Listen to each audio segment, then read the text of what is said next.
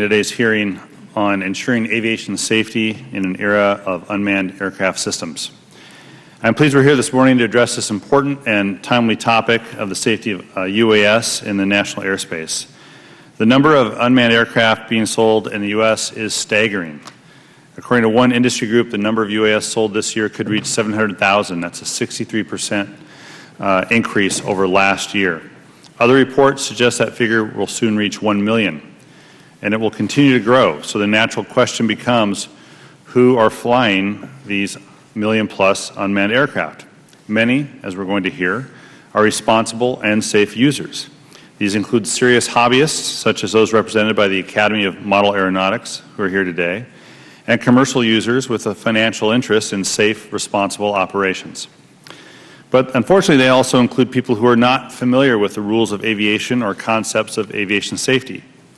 There are 600-plus reports of near passes between conventional aircraft and drones so far this year, and that tells us what we need to do more to reduce the likelihood of a drone ending up in the flight path of a commercial airliner with hundreds of people on board.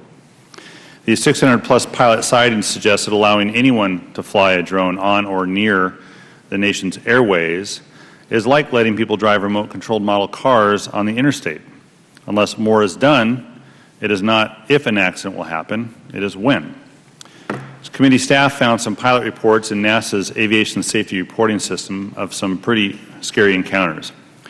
One pilot reported that he, quote, encountered a drone that came close enough to hear the propeller noise from the drone from inside my cabin. The small size of the drone made it impossible to see until it was too late to take any evasive action. And the list continues. In addition to risks in the air, unmanned aircraft pose risks on the ground. This year, an aerial vehicle crashed into parade goers in Seattle, injuring one woman when it crashed into her head. I look forward to hearing from our witnesses today about what the FAA and stakeholders are doing to address the safety risk before it's too late. But we cannot deny the extensive public and commercial benefits of unmanned aircraft as well. UAS can be used for search and rescue, wildfire mitigation, as well as the inspection of bridges and other critical transportation infrastructure. The UAS industry has great potential to drive growth, create jobs. One industry trade group estimates that in just 10 years, unmanned aircraft will create 100,000 jobs and add $82 billion in value to our economy. It's particularly important to states like my home state of Washington State, a hub of aviation research and development.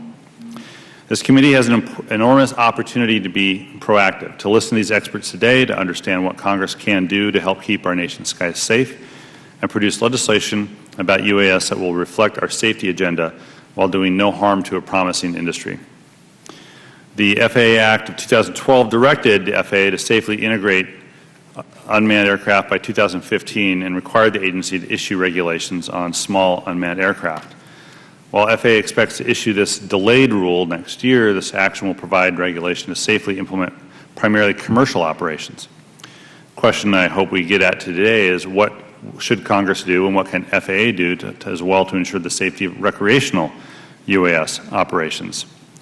Some have said that Section 336 of the 012 bill prohibits the agency from taking any meaningful action to regulate small recreational unmanned aircraft. And I'd caution against a broad interpretation of that provision, which is crafted to apply very narrowly. In fact, in light of all the safety events that have emerged this year, maybe it's time to revisit that provision. So I look forward to hearing from all of our panelists today about what Congress, about what the FAA, and importantly as well, what the industry can do to keep the integration of UAS on track and to ensure safety. Thank you. Thank you, Rick.